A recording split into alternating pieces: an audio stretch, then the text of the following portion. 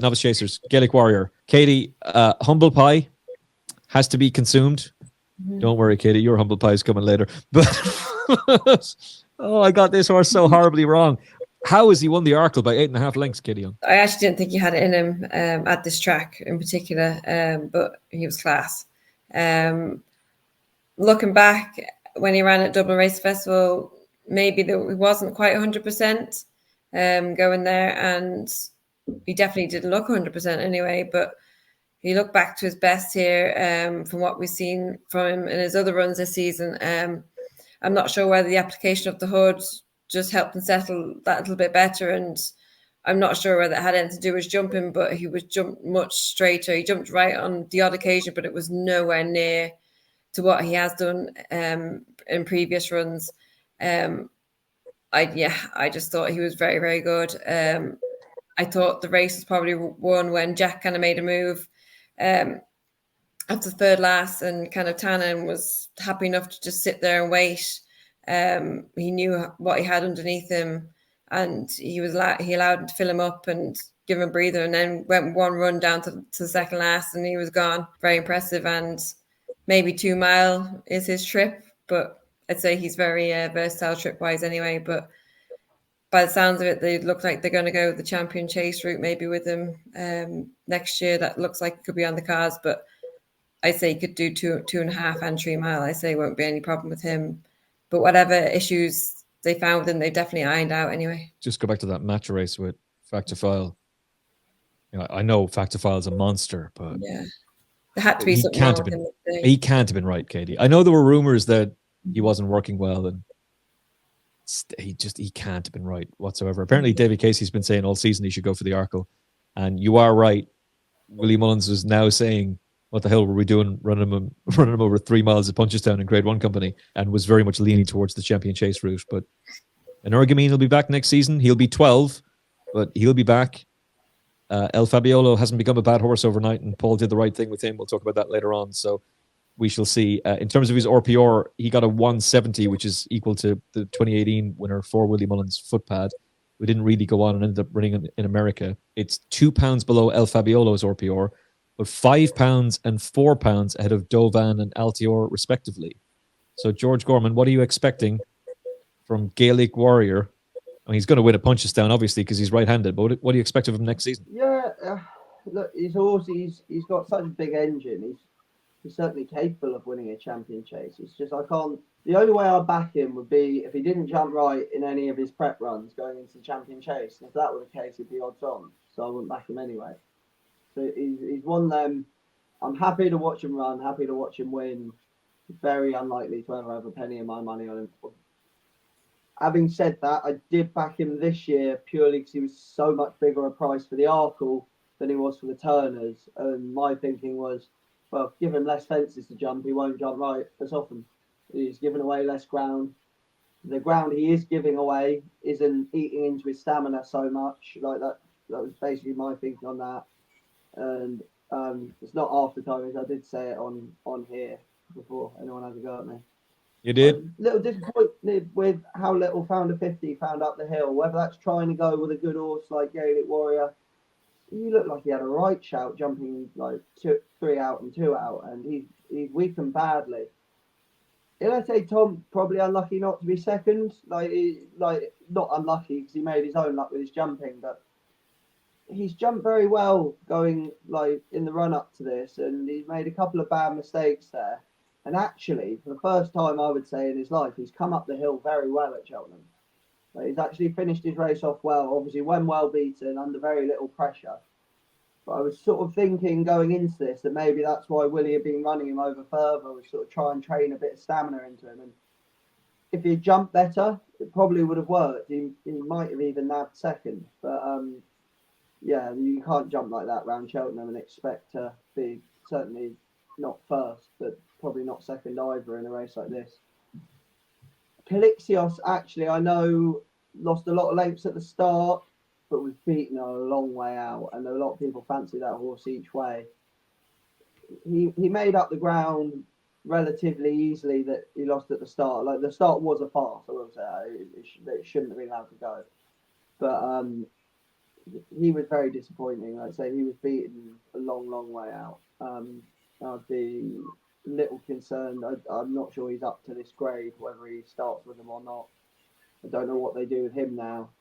But yeah, Gaelic Warrior, best horse in the race. If he jumps straight, he usually wins. But ifs and buts don't get me to part with my cold hard cash. I think Founder 50 is going to be really interesting at Aintree for the manifesto. Might only have to worry about Ginny's destiny, although Dan Skelton now leads the Trainers' Championship. So maybe Grey Dawning is going to be wheeled out and sent to Aintree. We shall see how that all pans out. But I think going up in distance, Founder 50 is not a horse to be underestimated and can get back into the winner's enclosure. But Gaelic Warriors just... Marie Nationale aside, he is miles clear of everything else. If Marie Nationale comes back, which we know he's going to be headed to the flat and they're going to go for the Irish St. Ledger with him, but there's nothing in this division to worry about. So does this mean Gaelic Warrior is a serious Champion Chase contender for next season? Or do you view this as dimly as you viewed the Supreme? Oh, no, I'm not going to rag on him. He's a fantastic horse. The only doubt you would have is, will the hood always work? Or will it wear off in terms of how effective it was? I mean, this is... You could have called him the winner a long way out.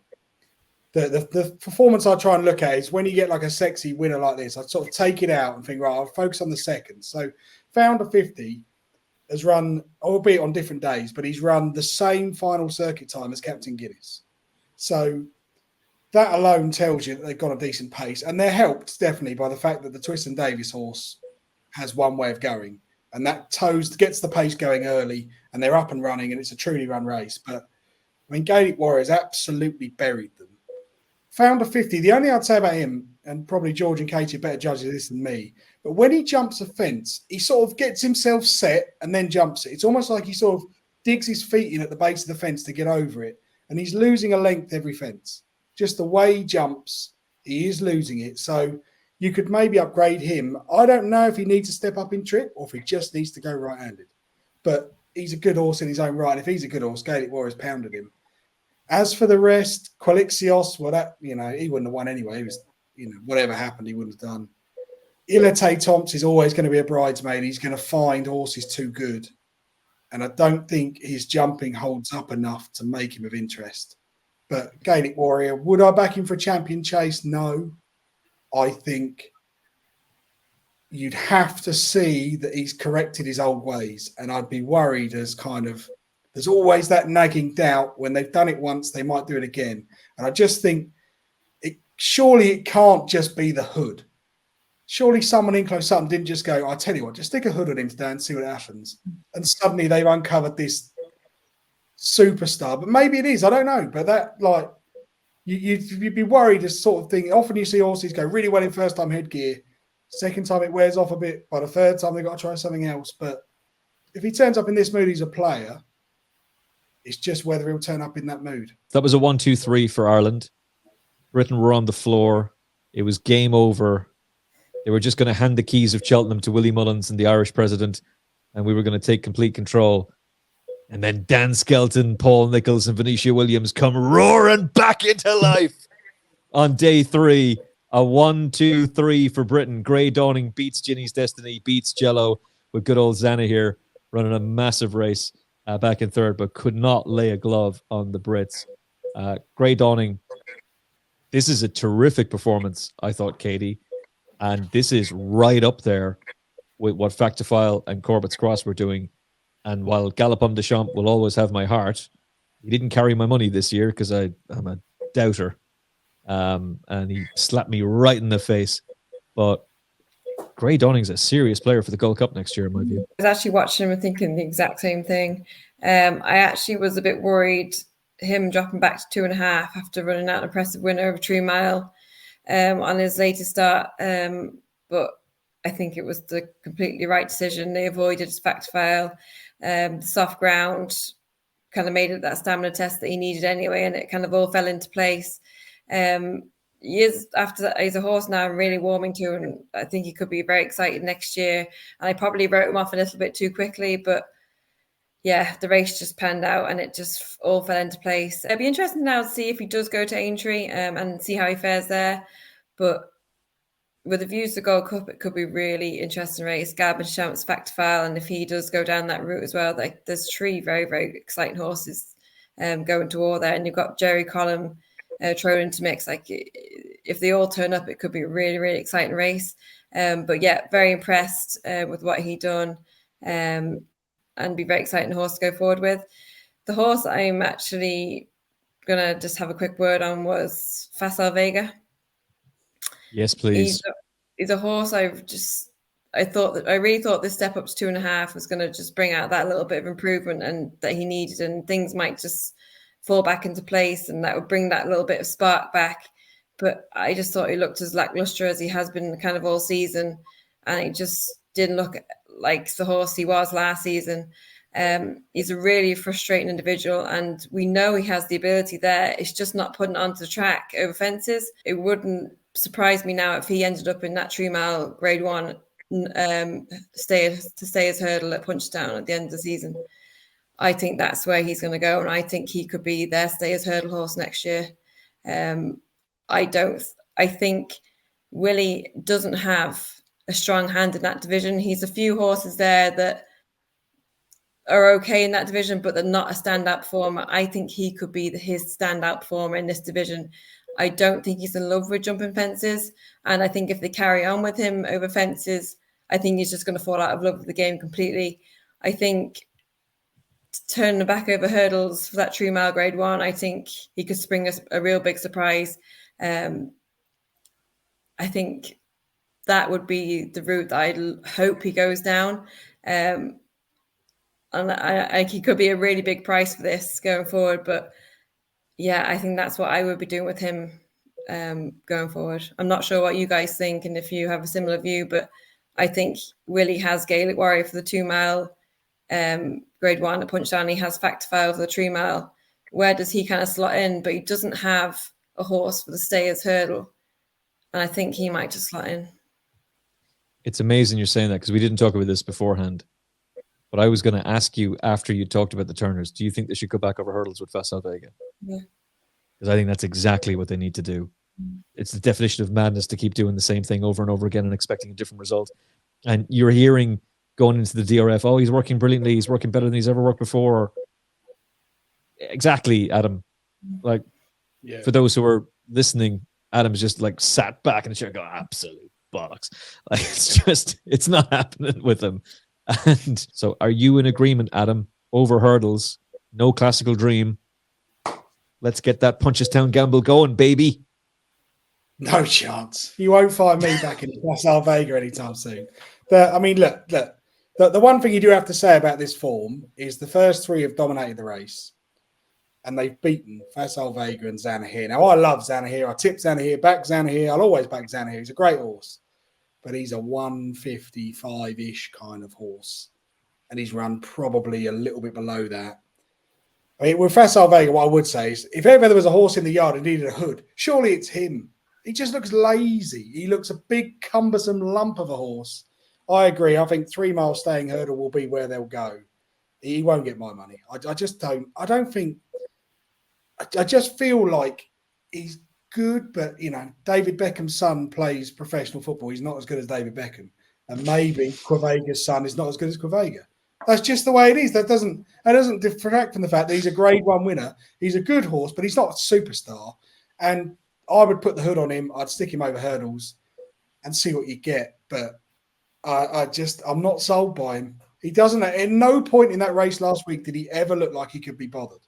He looked like a horse who found this all an effort. And it's just, you know, we're still talking about him because I think Willie's got a soft spot for him. But he wouldn't interest me in at all. The 2 I took from the race, Grey Dawning, definitely. Grey Dawning, I think the Betfair Chase is the first aim for next season. That would make sense. Dodge the King George because there's a French monster who's going to win that. And then you could sort of plot your way, Cotswold Chase, Gold Cup. Would he win a Gold Cup? I don't think so. I think he's the best British staying chaser, but I don't think the British are going to land a blow. And the other one I would take from it is Iroko. I thought he ran pretty well considering the season he's had and the break he's had. It's a bit of a shame that he's lost his novice status in a season where he's hardly had a chance to run, but if they took Iroko to Aintree, I'd be quite interested. I think Iroko would certainly reverse form with Ginny's Destiny. Whether he'd get to Grey Dawning, I'm not sure. I think Grey Dawning is a really strong stayer. I'd take a slightly stronger view about Grey Dawning, to be honest. I think he is a solid moral for the Betfair Chase. I'd agree with you on that. That's almost by default. I think he is a Gold Cup player. Not a King George player, but definitely a Gold Cup one. I mean, they're the two most interesting ones to talk about, really, George, to get your view on. In Facile Vega, would you go 3 mile hurdles? Like Katie and myself are suggesting, and Adam is, just that Adam does not have the faith that we have. And what do you think of Grey Dawning? I'd send Facile Vega hurdling, just because he's a dreadful jumper. I think he's a bit soft. You do get these soft walk in the parks. The reason why I would send him hurdling if I trained him, but I wouldn't back him as a punter, is I'm nearly certain this horse bleeds. Like, he's 4 times now, he stopped really quickly. And I could have it totally wrong, because I've only ever seen him through a TV screen. But he always has a real rough, wintry coat on. That's usually a fairly obvious sign of a bleeder. Look, I've gone through his results. There's nothing reported, but he stops so quickly. When he does stop, he stops like he's been shot. And I think I'm nearly certain this horse bleeds. That's why. There was a rumour after the Dublin Racing Festival last year when Townend was getting it in the neck, and that was a crazy ride to go out and doing the pace he did. But there was a talk that was the case, and Willie said no, and that there were no physical issues at home. That was the day that put the seed in my mind, to be honest, and how quickly he stopped. And it's that coupled with his coat that I don't like. And I could have it totally wrong. You could have people on course who say, things look different through the TV camera. Maybe he looks great. To me, he's got that real wintry, cold sort of coat. And that together with a bit of a sort of, the physique tends to be sort of ribby, but with a belly still. Like, that sort of tends to be a sign of a bleeder, but obviously we only ever see him when he's hard fit at the races. I'd love to see what he comes in from the field looking like after the summer. And look, I'm not getting done for libel or anything. This is just an opinion, but that's what I think he looks like to me. Obviously, it's never been reported, so we've half got to sort of take it on trust. But I won't be backing him when he does go back over hurdles. To hopefully try and do what his mum should have done and never attempted, is win the stairs hurdle. But I'd say on Iroko, a nice little workaround for him could be the graduation chase thing at Sandown for second season chasers. Like, that might be a sort of way they can sort of ease him in next season without having to go straight into open company. Obviously, it's fairly competitive itself. I'm pretty sure they still have it, don't they? It's gone. Oh, it has gone. All right. Yeah. Well, you're right. He could go to Carlisle. There's one. The Colin Parker. The one at the start of the season. Yeah. There you go. That could be an idea for him. Like, so you don't have to drop him straight in the deep end. I'd say the difference with the first two here was the ground from the last day for me, is because Ginny's Destiny can never quite slip him, can never quite get him stretching to get after him. And like I said, it sort of swung it in Grey Dawning's favour that it turned it into a stamina test. Do think if you run the race again on better ground, it might be certainly be closer. Whether they reverse or not, I don't know. Because Ginny's Destiny the last day was just pinging fences and quickening away, and Grey Dawning was having to make real jumping efforts to stay in touch, and it was that eventually he's made a race-ending mistake nearly. But I do have to eat some humble pie. I've said to several people this was the favourite of the week that I thought was going to get absolutely stuffed, and I've got it totally wrong. So if I'm going to brag about taking big price on Gaelic Warrior, I've got to admit I thought this was my. If I had to pick a favourite as a lay of the meeting, it would have been this one, because I didn't think his jumping would hold up. And maybe the softer grounds helped his jumping hold up, but they've gone a little slower. But I got him badly wrong this week. I do think Djelo deserves a mention. Like, he stayed on actually quite well, I thought, up the straight, although Racing Post seems to think differently. But he looked like he was going to get stuffed, and then he has come back at them a bit. He could be one for staying handicap chases next season. They've left him off 148 and shot one of Venetia Williams's might want 3 miles. I think he could be one, whether he's a Hennessy horse or not, I don't know, but he could be in and around those sort of races next year. Ooh, Paddy Power. He's a solid moral for the Paddy Power Gold Cup, surely. Yeah, it's all going to depend if Venetia thinks he wants 3 miles or not, isn't it? I think he probably does. Like I'm reading the Racing Post thing here. It says challenging 4 out, weaken gradually before 2 out, and I didn't read the race that way at all. To be honest, I think they went away from him and he came back at them. He was more than 10 lengths behind at one point. I like Djelo an awful lot. I think he'd be really, really interesting in a Paddy Power Gold Cup. The big one, in terms of the novice chasers, is the one that there are a number of people who are now trying to say that the rules should be changed and you should have to declare where you're going to run your horse like 2 weeks before Cheltenham, as if that's going to change anything. It changes nothing. And by the way, you can't dictate to owners for the benefit of Cheltenham preview nights where horses are going to be running at the Cheltenham Festival. You need to know everything, including the condition of the ground and where your big rivals are going to be going.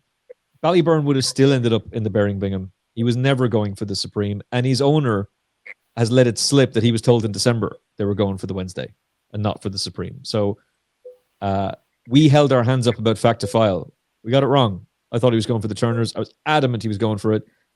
Gavin Lynch was saying on the show, you were right. If Grange Clare West had stayed fit, that's exactly where he would have gone. But that's not what happened. So we're wrong. It cost me. God, did it cost me. I was cashing in dockets the other day that had Fact to File 10-1, Fact to File 14-1, Fact to File 8-1. All for the bloody Turners. Jesus Christ. Anyway, he goes and does it in the Brown Advisory. I had a real fear, Katie, that his stamina might give way. Not a bit of it. He's just in a different league. He was too good for this lot. Thought Monty's Star ran an absolute blinder, and his first time running a really big race going left-handed too. But Fact to File is a really exciting prospect for next season, Katie. Yeah, I was a little worried about stepping up to 3 miles on the big stage here. I did have doubts that he might run out a little bit too keen and potentially not quite see out that trip on a testing track and in testing conditions for the first time. That was kind of in the back of my mind, and I thought the 2.5 would have been absolutely ideal for him. I would have had no doubts about him over that trip, but I think it just blew everything out the water. He's just in a completely different league. I thought he was so impressive. He settled well, jumped well. He can be a little bit brave, was one thing I did notice. He was coming out of Mark's hands on a few occasions, and he got away with it here, but you might want to iron that out a little bit next year, but that might come with experience. So I won't be too worried about that. He's probably more enthusiastic than anything, I'd say. But I'd say he's actually quite clever at the back of it. And I'd say he's very, very scopy. He knows the limits that he does have. So I don't think I'd have too many worries with him with that. He does jump a little bit right. I was hoping it was just him following Gaelic Warrior around at Dublin Racing Festival on his latest start, but he did do it again here at Cheltenham. I'm hoping that is something that he'll iron out as well, because that might catch him out in open company as well. But I just thought he was so impressive. The way he just travelled through everything and just came down to second last and last on the bridle. I just thought it was beautiful viewing. I just think he's an absolute beast. Absolutely no doubts about his stamina at all. He can settle, he can jump. And I think all being well, if he stays sound and he improves again into open company next year, he could be very, very exciting. He's the big threat, Adam, to Galop on Deschamps. Of all the novice chasers, he's the one that just looks the most blindingly obvious threat, at least from Cheltenham, to GDC's crown. Yeah, he's different gravy to everything else in this field. I think he's better than Corbett's Cross. I think that's probably a fair assessment. I think he's probably £4 or £5 better than Corbett's Cross. But the one thing you would say about Fact to File is, this form can be pulled apart pretty easily. I think Monty Star ran a career best. He ran a really nice race. Just for a very brief moment, I thought, we might get him. And then Fact to File was gone. There's an electric turn of foot there. Would I want to back Fact to File for a Gold Cup? No, but if Galopin de Champ wasn't there, then yes. I think Factor File is probably should be the second favourite for the Gold Cup. I'm not sure whether he is or not, but that's how I'd see it. He is. You know, you have to pull this apart a little bit. Stay Away Faye didn't run his race for whatever reason, but he wouldn't have won anyway. Monty Stars ran well, and then the rest of them, you know, hats off to the young lady who rode Giovinco. The Giovinco ride is a good example of kind of how you should ride if you can't win. That I thought was an interesting kind of assessment. Some people are beating Factor File with that stick and saying, "Oh well, Giovinco's a mid-140s horse and he won that far back." And I'm like, well, that's because Giovinco was ridden to be there. He wasn't ridden to win. If he'd been ridden to win, he'd be 50 lengths back.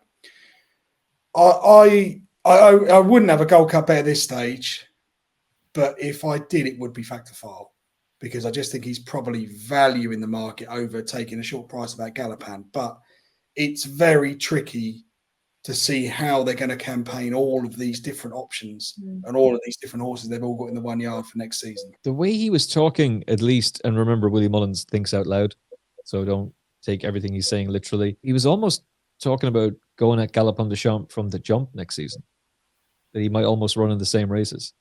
I just wonder when they're sitting around the table at the Plus Sutton War Room, if they'll start thinking, actually, he can go for the King George. Galopin will go for the same route as last season. Let's send him over to the UK for the King George. They went there this season with Allaho. They won't have an issue going back there. There is the small matter of another horse, though, that Adam and I will talk about a little bit later in the show when we come to Galopin de Champ. But I mean, it is just a terrific performance, George. Like, we were right about him, just the wrong bloody race. But you can't look at him and be anything other than like really pleased. Like, he's an incredibly exciting horse, and he's by a sire that JP has had an awful lot of success with.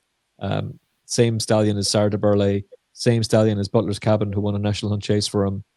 Like, he'll stay. I have absolutely no doubt that he will stay in the Gold Cup. And right now, of all the horses who ran at Cheltenham, he is the one that looks the most obvious threat to GDC, as I was saying to Adam.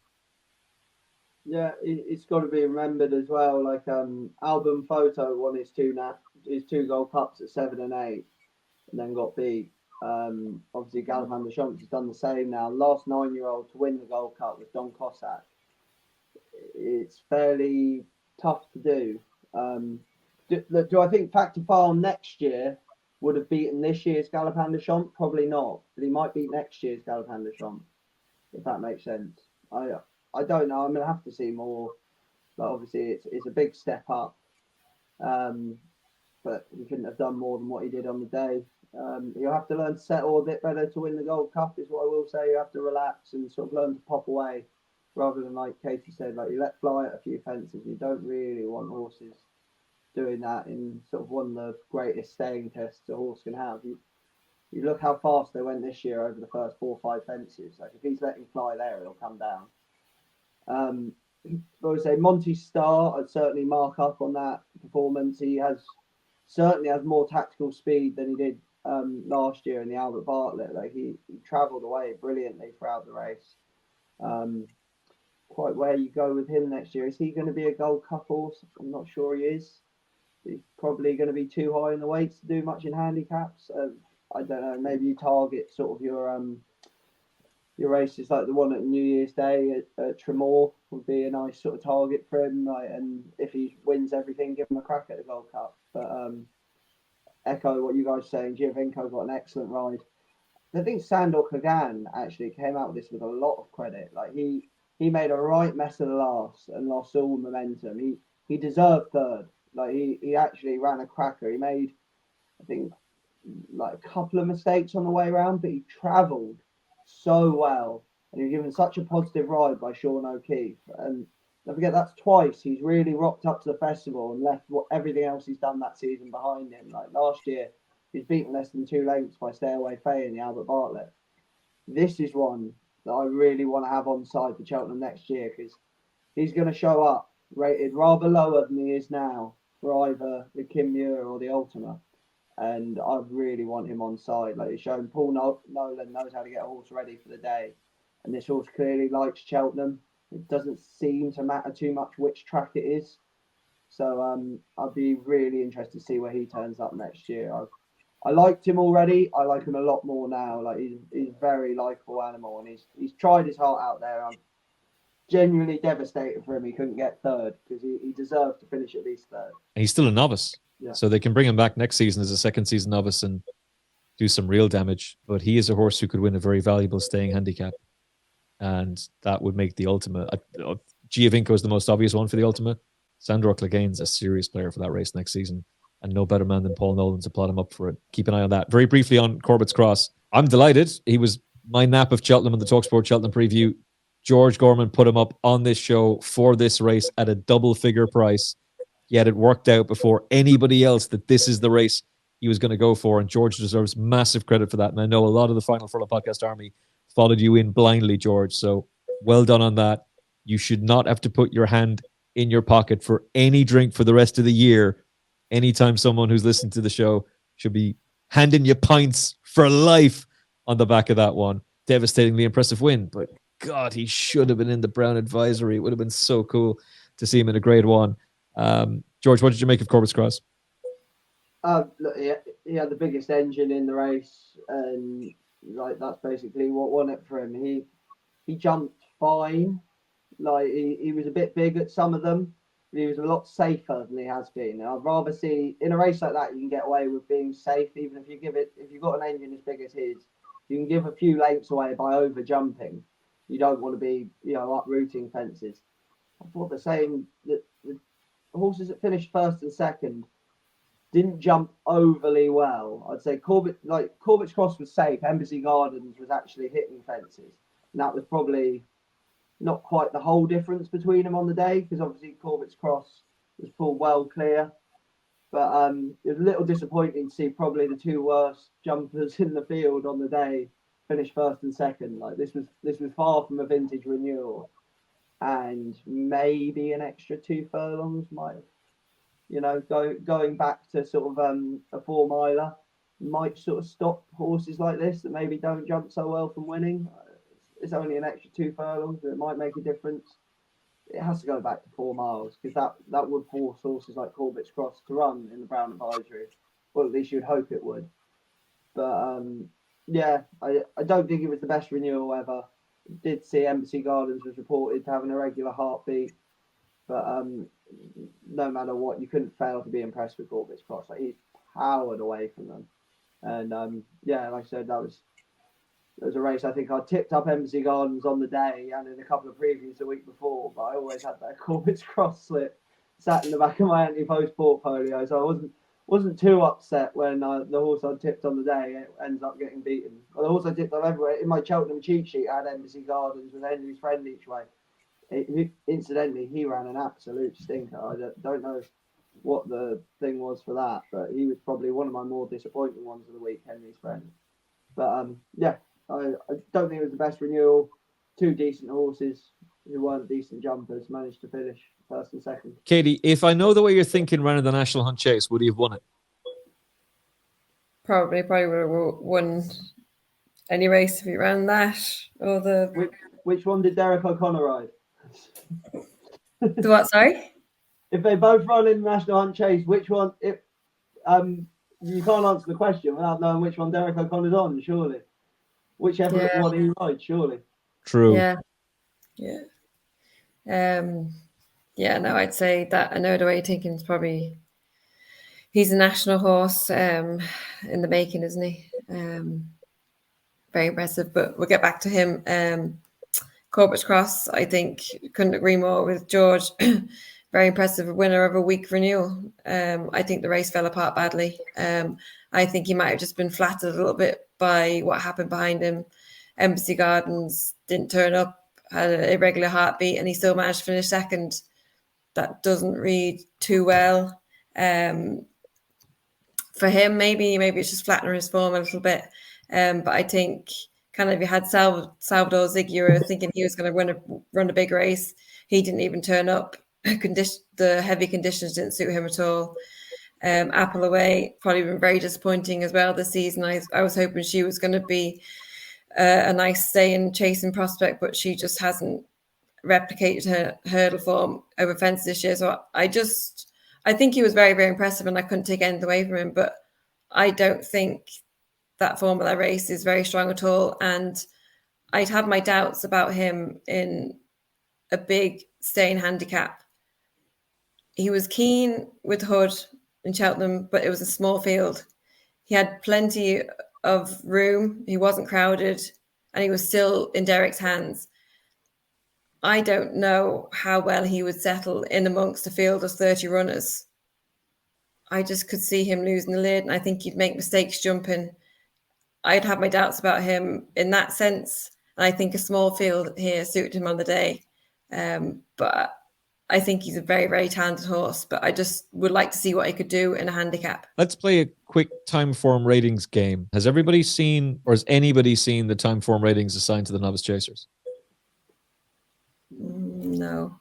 I haven't looked That's at this. a no. I know the way you're thinking. Corbett's Cross, Grey Dawning, and Facile.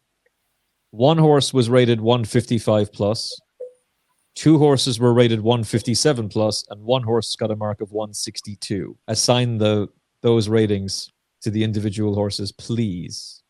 Let's go, Katie. You go first. Facile 162. Was it Corbett's Cross and I know the way you're thinking? I know the way you're thinking, and Facile and Grey Dawning. 157. Great. I know the way you're thinking, Corbett's Cross, and then Grey Dawning, the lowest. 155. Okay, George. I was thinking Facile, Corbett's Cross, Grey Dawning. I know the way you're thinking, but it's a toss up between that and what Katie said. Because I'm now thinking they're going to underrate the English form. That's what I was thinking. Yeah, I'd say the same as Katie. All right. So you're all going Facile as the highest. No. Whoa. I know how time forms ratings sometimes come out. Did they give Corbett's Cross the highest rating because of how he finished the race and how he won it? Be a mad guess. I think Grey Dawning will be at the bottom. I know the way you're thinking only won a handicap, so they've got to take into account what else ran in the race. Yeah, go on. Maybe Corbett's Cross got the highest rating because of how he finished the race. Okay. I'm liking the thinking. I'm very much liking the thinking. I'm very intrigued to see what your reaction is going to be to this. I know the way you're thinking was rated lowest, 155 plus. Corbett's Cross was rated 157. And Grey Dawning was rated 162. They put Facile on 157 as well. They gave the higher rating to Grey Dawning. Well, no one's buying that. No one's like, oh yeah, time for we're right. I like Djelo, but he was too close for that. The time form offer betting on races because I'd happily back Facile to beat Grey Dawning. Please. I'm pretty sure the RPRs were the same. I think that. Was it 163 for Corbett's Cross, 157? I know the way you're thinking. Facile got 166, and no, Grey Dawning got 165 RPR. So Facile was higher on RPRs. Just interesting to see how the agencies are doing it. Just on sort of why this race fell apart, would we be in agreement that Gina Andrews has just gone too quick here?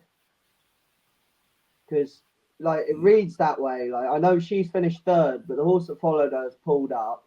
The horses that finished fourth and fifth were both prominent.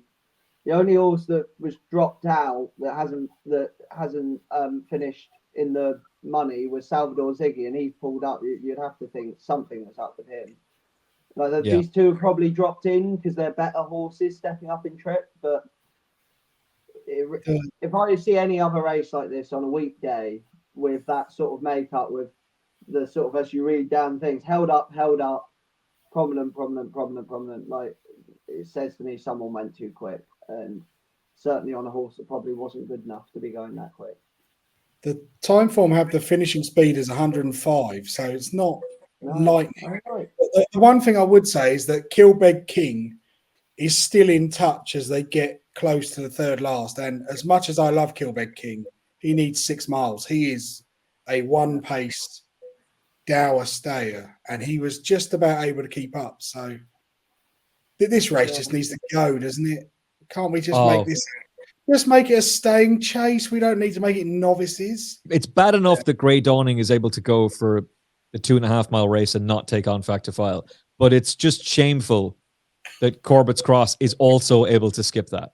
And we don't have the horses. Like, they're just not there. And it's very frustrating to see prominent people in racing media trying to condense all of the major issues that are facing British racing into a 60-second soundbite in an attempt to go viral. Like, these are deeply complex, multi-layered issues, but one of them that is not, there's a lot of things wrong with British racing, but one of the things that is not deeply complex is that Cheltenham has been watered down to the point that it's becoming irrelevant. And it's just insane that you have put not 1, not 2, not 3, but 4 novice chases. And you now have people saying, oh, you know what'll fix it? Bring back the 2.5 mile novice handicap chase. That's not going to fix it. You need to either get rid of the Kim Muir or merge it somehow with the National Hunt Chase. That should just be one race. And that's the race that I know the way you're thinking should have been in. And Corbett's Cross should have been in the Brown Advisory. And I know that means JP might not have as many winners, but Cheltenham was never about everybody turns up and gets a participation trophy. That's not what it's supposed to be. It's meant to be the Olympics of jumps racing. To me, the Fox Hunters is the point final. It's the point Gold Cup. And to have horses running it that aren't even running in points is just ridiculous. And they've been pricing people who just want to have a go out of pointing gradually over the past 20 years. So now we're running benefits for, it's not their fault. Like, the rules are there and they're taking advantage of them. But like Olive Nichols turning up and winning on 2 or 3 horses rated over 150 in points. It's ridiculous. I remember Kyber Kim running in points when I was a kid with Camilla Henderson on it. All very nice people, and they want to have a go like everyone else. I get it. But professional trainers shouldn't be allowed to run horses in hunter chases or points. It's not for them. They have their chance every day of the week. Points in amateur sport, and it should be kept amateur. So sorry, I don't want to go on a rant on that. No, but you're right though. But I mean, look, you're even listening to excuses from them saying various different things like, "Oh, the costs have increased massively post-COVID, post the pandemic. Everything costs way more." I spoke to some people who run event management companies, and they would back the Jockey Club's assessment up on that. It is costing an awful lot more to host an event. Do you know what nobody has suggested? Maybe the solution is to go back to a 3-day festival. If it's costing you so much money to run a 4-day festival, how about you switch it back to a 3-day one? And when Nick Luck is having a representative of the Jockey Club on his show and asking him, well, what's the radical solutions? Ian Renton is saying, well, one thing that's come to light is fans want a 7-race card. So if we change one race, we'll just have to replace it with another one. You're not listening. You haven't been listening for a long time. It's blindingly obvious what's wrong. We've been saying it for years and then being accused of Irish bias and hating British racing. I watch British racing more than any other sport on the planet. I'm a Liverpool fan. I love British racing. It's what made me fall in love with racing. I hate having this conversation because I would much rather focus on what makes it great, like these equine stars and the trainers who are great. But when the conversation starts becoming, oh, well, Willie and Gordon are to blame and they're the bad guys. It's not Ireland's fault that our race program is better. It's not Ireland's fault that we've got trainers in Willie Mullins, Gordon Elliott, Henry de Bromhead, and Gavin Cromwell who are exceptional at preparing their horses, very good at sourcing horses, and then very good at peaking them for Cheltenham. I can't tell you why Paul Nicholls fell off, but he did, and he doesn't want to compete at Cheltenham anymore. He's taken his ball and run, and now you've got a trainer saying, oh, the solution is to ban the Irish. You're not helping it. None of that helps. British racing is great, but even the day 3 where Dan Skelton and Ben Pauling and Jeremy Scott were in the winners' enclosure, I can think of 10 trainers off the top of my head, I'm not going to name them, who I'm very fond of, who didn't have a horse running at Cheltenham priced at single figures, who 10 years ago and 15 years ago they were training winners at Cheltenham. If I really stretch it out, I could get that number to 20 easily of top-class British trainers who excelled at Cheltenham, would go there with leading novice hurdlers, leading novice chasers, a big contender for the bumper, and big horses for the handicaps. And not one of at single-figure prices, let alone get even close to the winner's enclosure at Cheltenham. That's not healthy, and that's a broken system. But it's not the trainers who've fallen off. It's the British racing ecosystem that's fallen off. And you can't keep selling people a diluted product and telling them, well, pay top dollar for this product that's multiple odds-on favourites. I'll accept odds-on favourites at the Dublin Racing Festival. I'll accept them at Punchestown. Hell, I'd even accept them at Aintree. But at Cheltenham, this is not what it's supposed to be. And somewhere along the line, the sight of what makes Cheltenham brilliant got completely lost. And again, diluting this into a 60-second soundbite doesn't help. These are multi-layered issues that are not going to be fixed quickly. But I will ask somebody who might have a very good answer to this. Adam Mills, why is it Willie Mullins, Gordon Elliott, Henry de Bromhead, and Gavin Cromwell are so good at sourcing horses to compete at Cheltenham? And it appears, with the exception of Dan Skelton, that the British counterparts just are not able to match up with them. Well, the first thing I would say is they don't, when they find a good horse, they go and get it. And that's not necessarily just Willie Mullins, but, you know, I can really only speak from my experience seeing horses bought out of France. But the very best horses are bought at private sale, which would suggest that someone is doing an awful lot of homework and they're not taking a chance of going to Arcana or going to Osiris or Tats or anything like that. They're going out and finding the best horse and they're buying it. And if you took the percentage of money being spent, it is Irish. You only have to look this week. So a good example, Fulham has a half-brother called Cloth of Utopia, trained by Noel George and Amanda Zetholm, made his debut in a Grade 2 or Grade 3 hurdle at Auteuil this weekend. He's owned by JP McManus. Before he's even run a race, he's owned by JP McManus. Valentino is in France, owned by JP McManus. JP is waking up to this idea. British racing just seems to be a bit behind the curve. We buy a lot of horses at public sales. We're buying horses in France that have won races. And the problem is when you buy a horse with a 1 next to it, the owner, the breeder, the trainer, everyone in France knows this thing's an unbeaten novice hurdler.